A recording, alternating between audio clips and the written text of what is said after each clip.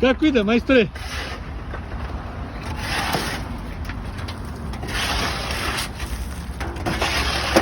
Majstore, kako ide?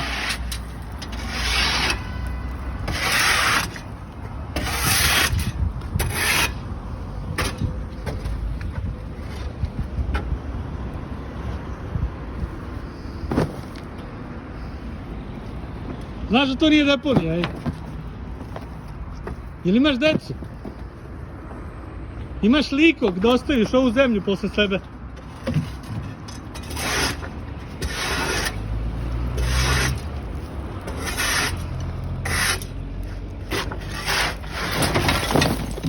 Druže, sve sam to radi.